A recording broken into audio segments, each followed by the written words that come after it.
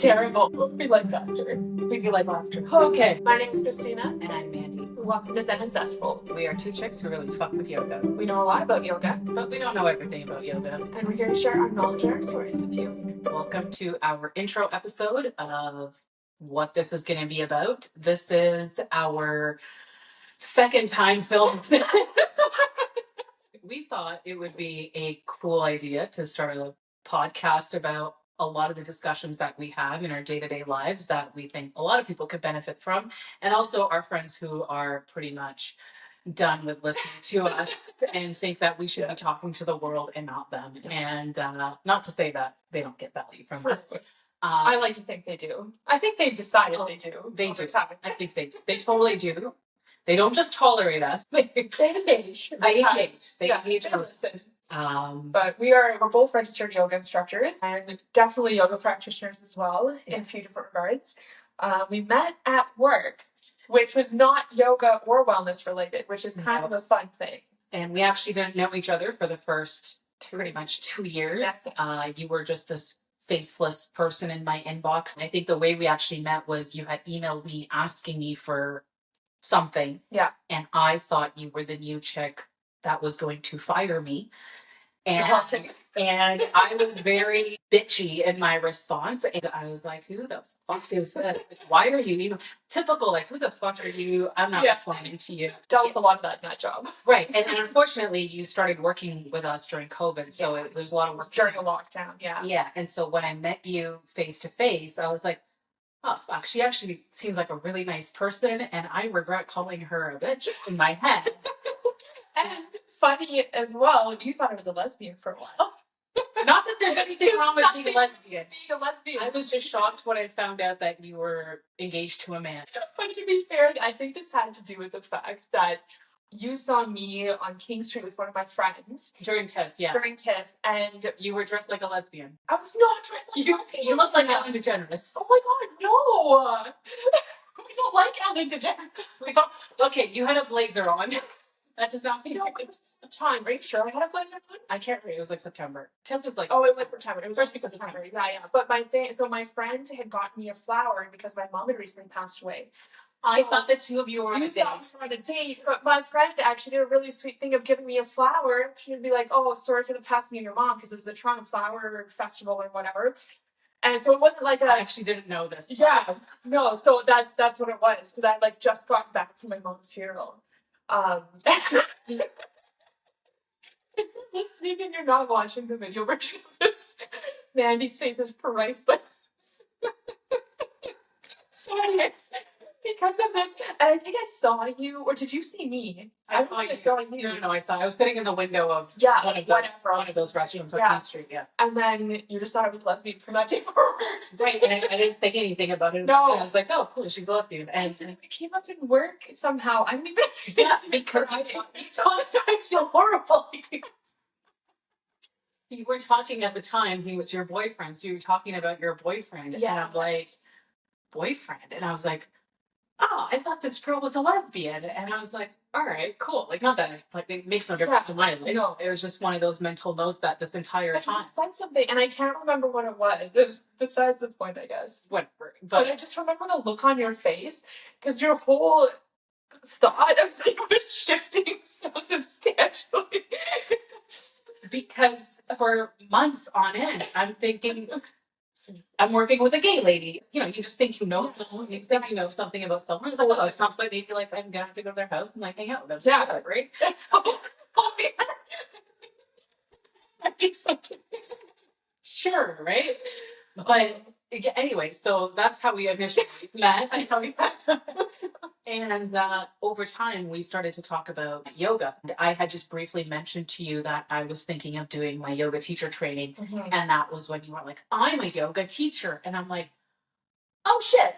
Okay. And because we work in an environment where nobody's really into that, it was really neat to start having conversations about deeper stuff about yoga, not so much going to a yoga class. This is more so yoga philosophy, yoga off the mat, and all these other things that are part of yoga that became such a big part of my life. And to have someone at work who I can banter about this stuff with, who actually, really gets it. I think that kind of started the path to where we are now 3 years after that. Absolutely. Yeah. So this has been almost like 4 or 5 years in the making. It's wild to think about. And like, what are the chances as well of like us being in this completely different environment and then having so many of the same experiences and just things that we find joy in. It's pretty crazy. And I think the other thing too is there's been so many times that we've had conversations where you want to bring the other components of yoga into your yoga teachings or the yoga space, whether you're doing a workshop or you're trying to set up a retreat or whatever it is that you're doing as a yoga teacher.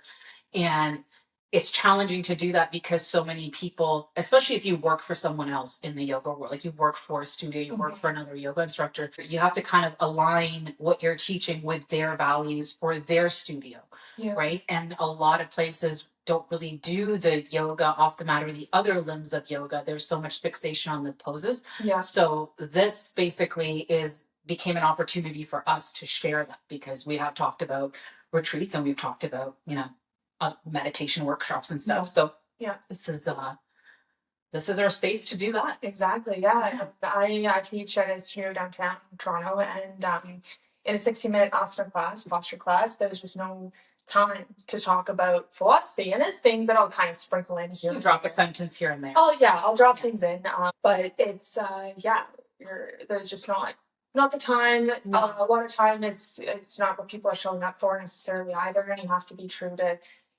they want, what they're there for. Right. Absolutely. And I know I have a lot of students who desire more out of their practice, like be it maybe they have a very physically strong asana practice. Even students I've had who don't have a super strong asana practice, they just know that there's more to it, and I've talked to them after class. They don't know how to get there. But they just don't know how to get there. So I can, recommend them books and stuff, but there's only so much I can really do that. Whereas like this is a really cool opportunity, like you were saying, to share more about yoga and draw from our own experiences. Exactly. Yeah. And I think also too is it gives the opportunity of viewing kind of what yoga has become in the Western world. Mm-hmm. And for me personally, I have very personal ties to yoga from family and stuff, and just seeing what it still is, I think, on the other side of the world, and how it's shifted in Western society where we live, and how so much of the essence of yoga is actually disappearing in the Western world. And there are communities and subsects and areas where it's still there. There's people that are trying to keep it alive, but a lot of it, I think, has been hijacked through social media and, other things that we can discuss in later episodes, where the essence and the true power of how yoga is this incredible tool to help you navigate your life has kind of, just been glossed over and just pushed away. And a lot of people can really benefit and get value from that, because it's not, and I tell people all the time, it's not about contorting yourself into a pretzel. No. It's not about the headstand. It's not about the crow pose. It's about, all the other shit. Yeah, it's a system. Yoga is a system. It's a system. And in India as well, there's literally, you can now do, as of I think maybe 2017, you're like bachelors in yoga or masters in yoga. Like it's the so you can go to school now and do that in India. And I just think it's the coolest thing. But it is a system, and it's like you said, it's not just the poses. So really, I think one of our intentions of this podcast is to expose to people this whole system and look at things that are, of course, yoga related, but not necessarily yoga. And use this kind of our experiences, our yogic lens, which, I mean, we're not really sitting in a mountain, so no. Our yoga and our experiences are, like from our lives. And I also think that there is something to be said about the fact that yoga and spirituality, anything that really falls under that umbrella, whether it's personal development, whether it's health, whether it's, optimizing your life, it all falls under that umbrella, in a sense, that wellness umbrella, if you want to call it that. I think giving people the opportunity to get inspired, whether or not they turn to yoga, or whether, maybe you just plant a seed in someone's head and they can draw from our experiences. I do think that there's something to be said about the fact that when you're in your 20s, you're really just gathering experience in life. You're always gathering experience, but in the shift from your 20s to 30s it's really big. Yeah. And I think that's where you really start to, the closer you get to your 30s, or when you're in your 30s, is when you're really kind of starting to learn more about you. Because, your teens and your 20s, you're attached to your friends and your family, and, everyone's kind of like this giant hub. Yeah. And then and that's changing so quickly as well. Yes, and you're outgrowing, your friends. Maybe you might outgrow family members. Maybe the things that you thought you wanted when you were 17 aren't the things that you want when you're 29, 30, and you're ready to flip your world around, right? Absolutely. And oftentimes when people are in those spaces, we don't acknowledge how uncomfortable it is, because it's really uncomfortable. Sometimes it's really painful, and sometimes it's having to sit with your shit. Mm-hmm. And people usually, hit a wall. And if you can draw from someone's experience who has been through that, I think it's kind of beneficial. Absolutely. I talked to a lot of my female friends who are going through this right now, and we're all in our 30s. I know there's a lot of us who are just kind of coming home to ourselves and questioning, beliefs we've had in the past about ourselves and the world around us. It's kind of like a time of both rediscovery, and discovery. Yeah. I think that's exactly it. So it's I hope this connects with those who are going through similar things that we are. Yeah. So tell me more about your personal yoga journey, Mandy. My yoga journey, I've had yoga in my life since I was like 6 years old, because my parents did yoga, and then both my grandparents did yoga. My grandfather was able to actually reverse his vision through yoga. And I remember he used to wear glasses in like his 60s and stuff. And then all of a sudden in the 70s, he had like 20/20 vision. And that was like face and eye specific. Like face and eye yoga he was doing every day. I think he was almost doing it twice a day sometimes. I want to say it's like 10 minutes a day in the mornings. Like he would just do stuff with his fingers and like eye yoga, which you should be doing, because we don't exercise our eyes enough and we strain them so much now, right? Sure. And then the other health ailments that it helped him with. So I knew the power of yoga for benefiting your health. And as time went on throughout my 20s, like I led just a disastrous life in my 20s. I was all over the place. And as I started to near my 30s, I felt like, I remember being 28 years old, being, in my room thinking, I feel like I'm in my 80s. Like I feel so stuck in my life. Everything that I am currently doing, everything that I am, everything that's happening around me, it just does not feel aligned to who I am underneath all this shit. Yeah. Like there's a version of me that's just like aching to get out. And there's a version of me that is so much better than however I'm showing up in my life right now, it's not authentic. Right. And I knew that in some, intuitive sense. I just didn't know how to bridge the gap between those two versions of me. Right. And having to do that is having to unfuck yourself. Physically, I felt crappy. I felt sluggish. I felt like I was crawling through molasses all the time. My back was hurting. I'm doing shift work, so I'm not sleeping properly. My health and my hormones, like everything's just a disaster, like in every area, right? And that kind of forced me to start doing yoga and see, like, you know what? It's always been in my life. I've just kind of put it in the back burner. So once I started to do yoga, I got more attracted to the philosophical side of yoga more than the poses. So the breath work, the meditation, the philosophy applying yoga off the mat, that became such a big component of my life. And it wasn't comfortable. It was actually like, it's really ugly, and it wasn't nothing like they make it out to be on social media. Like it wasn't eat, pray, love. It was. I wasn't like, to be fair, eat, pray, love. She was going through a hard time. She was going through a really hard time. Yeah. She was. Yes, that was decent movie. Yeah. But it was just so uncomfortable, and not at all like the way Instagram yogis curate yoga with their yoga aesthetic and their floral language. Like it was like I had to really embody all my crap. Yeah. And go to the root cause of a lot of the things that were happening in my life. And that led to a lot of what they call it tower moments. There was a lot of that. And so for me, yoga over the years has evolved into something beyond just getting on a mat and doing a bunch of, postures. It's become such a big part of my life. But that being said, I've had to even teaching, I've had to take a break from teaching, because, you have to give yourself grace and understand, for sure, you know what, I'm not in a position right now to be teaching anybody anything, because I need to get my own shit together. So there's phases, I think, in your practice as a yoga teacher and as a practitioner of yoga. Yes, it's beautiful to stay consistent for every single day or multiple times a day throughout the week. Yeah. But it's also not realistic because life does happen. We get busy and sometimes, your world's falling apart and it's hard to do Absolutely that consistently. For me, this is a great opportunity to show people the real side of what it's really like when, you're in like the rawness of life. Yeah.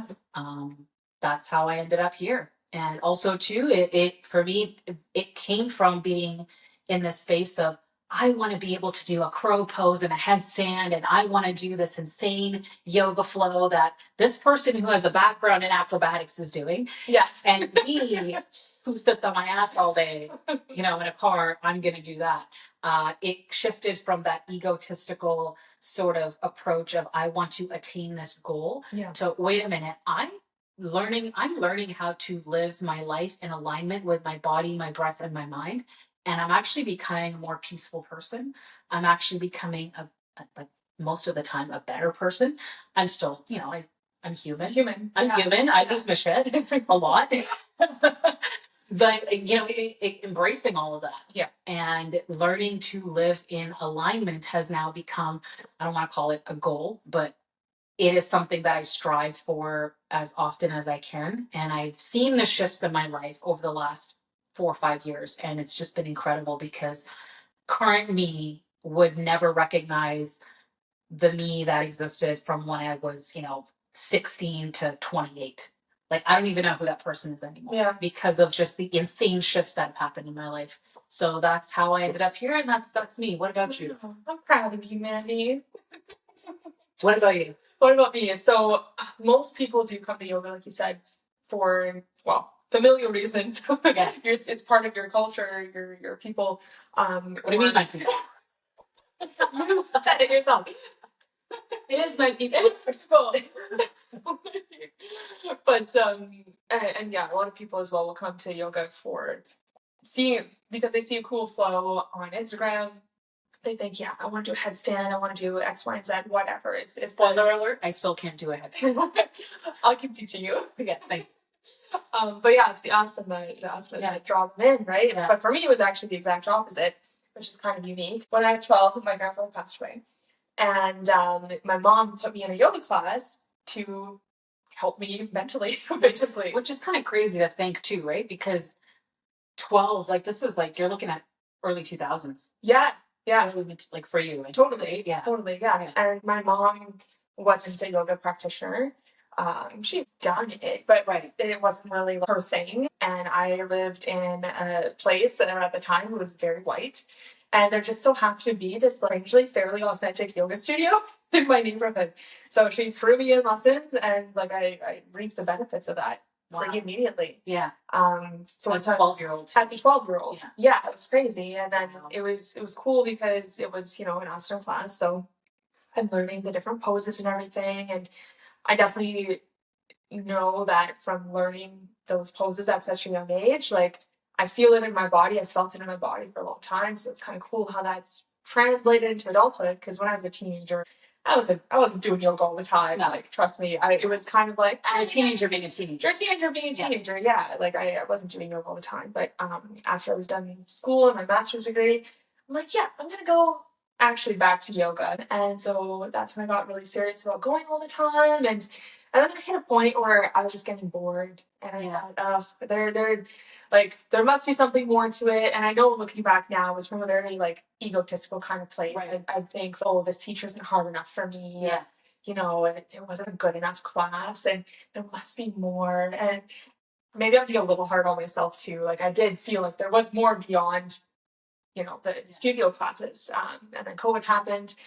And through COVID, there was the opportunity to do my yoga teacher training online. So I did that and my whole world really changed. I lost my job actually at the beginning of COVID. So I had the time. I literally had just the amount of money to pay for the yoga teacher training saved. Cool. So I did that and I threw myself into teaching. Wow. And my life, I could not imagine not having done that at this point. So, and since then, I've grown as a practitioner, I've grown as a student, as a teacher, I just really seek ways to learn more. And I think part of what is so powerful for me in my yoga practice is that me as a practitioner, and as a perfectionist, I know that there's no way to be perfect at yoga. So that actually gives me a lot of release and freedom because I know I can never perfect it.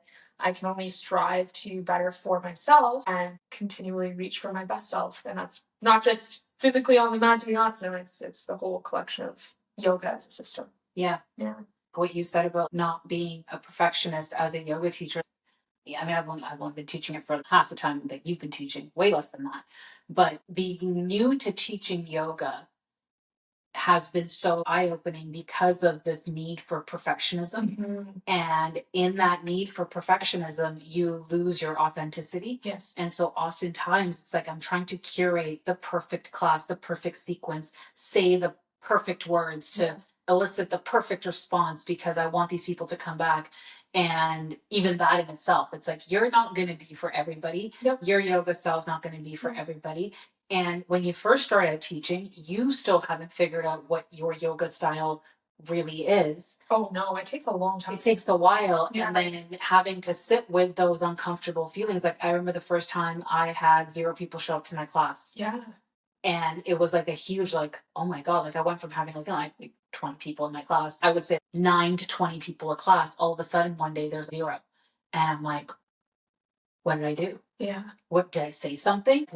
Did I say the wrong thing? Yeah. Where did everybody go? You know what I mean? And it's more so like maybe they're all busy that day. It was the day was nice, or maybe simply they've tried your classes here and they're just not for you. And that's okay. There's nothing wrong with that.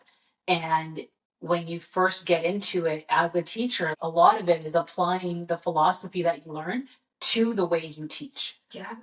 It's hard. And it's a difficult pill to swallow. And honestly, too, sometimes when you're starting out, you kind of suck. Yeah, well, you do. And why would you be perfect at it? 100%. Like any skill that you're learning. And something I think as well is people don't realize how much is going on when you teach a yoga class. And so when I was at university, I taught swimming lessons. So when I went into my YTT, I thought, such a different world. I've taught before. And I can play. I used to be a swimming instructor. So I don't think I knew that.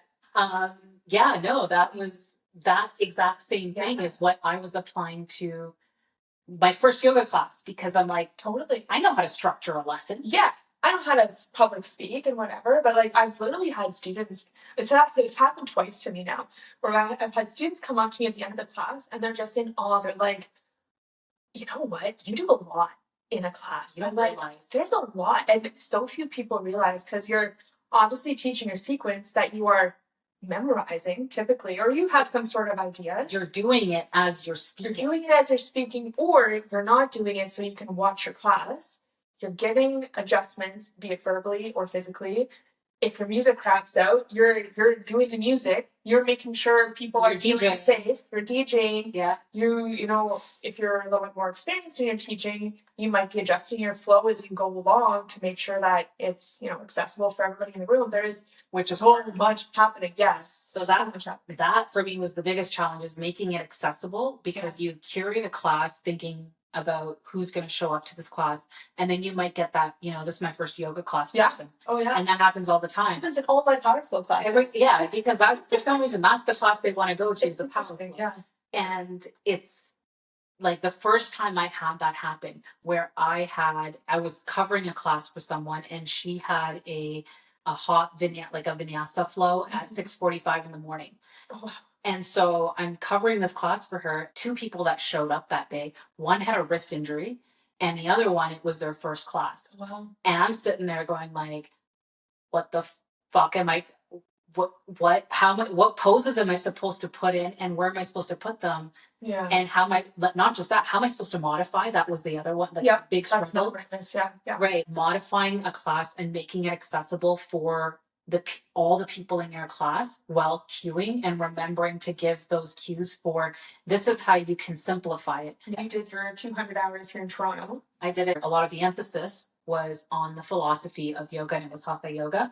And I really got a whole other appreciation for the theory and the philosophy and all the other components. Like we had to read the Gita, we had to, go into other historical texts, and it was neat. I really appreciated it, and I learned so much from it and actually didn't think I was going to start teaching right away. I remember that. Yeah, I was like, I'll learn this, and then I'll learn this, and then I'll just keep doing yoga on my own, and then maybe in 2-3 years I'll start teaching. Yeah. And I'm glad I did. I decided at the time, just for personal reasons, it was time to take a break because I'm in the process of reinventing everything. So that obviously means my practice is going to shift as I'm shifting, and I need to give myself that space to figure out what's next. Absolutely. And how my teaching is going to look, because I need to become more consistent with my own practice. Yeah. Which a lot of times people don't realize when they get into teaching. Oh my gosh. You forget that if you have a day job, then you got to do your laundry, you got to cook, you got to clean, maybe you got to spend time with friends, maybe you got to spend time with your partner. You want to bring her on the couch and you're teaching. In between all that, you still need to find time to do your own yoga for yourself. Yeah. Yeah. And in a week, let's say you only have 3 hours to devote towards yoga, but 2 of those hours are you teaching a yoga class. That only leaves you with that 1 day a week to do yoga. Yeah. If your yoga practice is an hour long, or you have to figure out how to split those 30 minutes or however you're going to do it. But a lot of times people forget how challenging that is. And that's a huge thing. Like, and if you look on yoga Instagrams and everything, there's a lot of posts where authentic teachers, authentic, some people are and some people aren't, right? But many times on the posts of like, oh, this is the reality of being a yoga teacher, you'll see people saying, it's so hard to find time to actually practice myself. And that's absolutely true. And for me, the struggle that I have is thinking I have to practice for 60 minutes and I don't. So what I've really been working on, especially in the last year, is just, if I have 5 minutes, if I have 10 minutes, I'm doing some form of movement. And like, I definitely move a lot because I do teach throughout the week. And I always do some movement before I go teach, which maybe I should give myself credit for, which is huge. Yeah. But it's hard. It's hard. I did my 200 hour here in Toronto, which is really fantastic because I learned very well how to teach in that 200 hour. Yeah. There definitely was, philosophy as well we discussed, but when I did my 300 hour in India last year in Rishikesh, that's where the philosophy really made my practice a lot more colorful. And you got to do Ashtanga. And I got to do Ashtanga in a really supportive environment. Yes. which made a really big deal for me because Ashtanga can be Ashtanga is it's a very intimidating yoga practice. It is. It is. So I did a multi-style. So I did Ashtanga every day, Hatha every day, pranayama, dhyan, everything. So it was great to do as a teacher. I really deepened my knowledge of yoga, but as a student, it was just the most special time. Yeah. And that's why I always say too, I have students who are like, oh, I don't know if I should do my yoga teacher training. Just do it. And I always say, just do it. Like, if you have the ability to do it, I highly recommend, because you're going to deepen your practice. Nothing says you have to go teach. No. But like, that experience from your last year was obviously so life-changing. Yeah. And like, it was funny because when I came back, one of my fellow teachers at the studio I teach at, she had been to Rishikesh within the last 10 years. It had been a while, but she was like, oh, so do you forget how to teach everything now? And I was like, absolutely. It was the craziest sensation because I had such a download of information that when I came back, I was like, holy shit, I don't know how to apply this. I don't know how to teach anymore. Yeah. And it was really difficult to kind of reshift. Yeah, because I then was so much more aware of more of the traditional practices, like something that I've incorporated, for example, is saying namaste at the beginning of my class. Because when I was in India, we always said namaste at the beginning and at the end of the class. And I think that's a really beautiful and easy way for me to bring, some authenticity into my classes. But even just the way I teach, I know is a little bit different now. And it's cool to watch my evolution as a practitioner and a teacher. And that was in a very short amount of time because it was such an intensive program. Yeah. Yeah. Wow. Yeah. Why is Zen Zestful? Why is Zen Zestful? Well, Zen, yoga, I don't want to say yoga is all about Zen because I don't think that's real. Completely true. It's not real. But I think we're both after living and hoping to inspire others to live a more aligned, more peaceful existence. Exactly. Especially now because it becomes more and more of a challenge. Yes.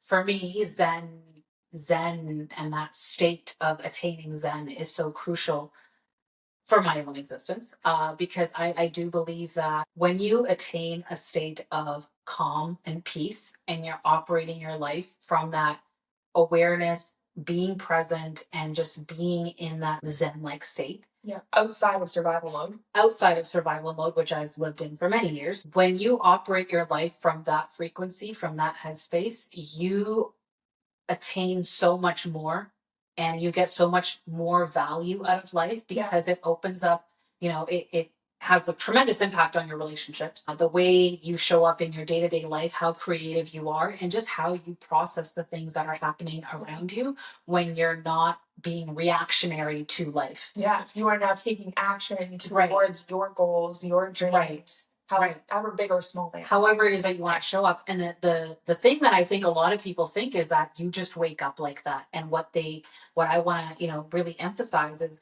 getting to that space requires so much strength and grit and discomfort and overcoming so many parts of yourself that a lot of people, it's uncomfortable to sit with. Yeah. And it is a battle to get there. Like you are literally going to war with your own mind to get you to that space where you're able to live like that. And the thing is, sometimes people might only experience that for 5 minutes here and there. The goal is not, I don't want to call it a goal, but in an optimal world, you would maintain that feeling. Yes. And again, that would be a limb of yoga, which is samadhi, where you are. Samadhi. That makes fun of me because I can't say it properly. It's okay, you're white. It's all good. I appreciate you trying. That's right. No, but it's hard to maintain. Yeah. And the people who are able to maintain it, you got two types. You got the people who are truly embodying it, and then you got spiritual bypassers. And, we'll talk a little bit about that later. But to me, that is Zen. And Zestful. We are spicy personalities. We are very spicy people. Spicy people. I think Mandy is more outwardly spicy than I am. But if you know me, you're pretty spicy. You know that I'm pretty spicy. I think that, you should be living life with a zest for life. Because if you don't have a zest for life, you don't have that sense of adventure, you're just waiting for life to end. Life just feels like this massive burden on your shoulders at all times.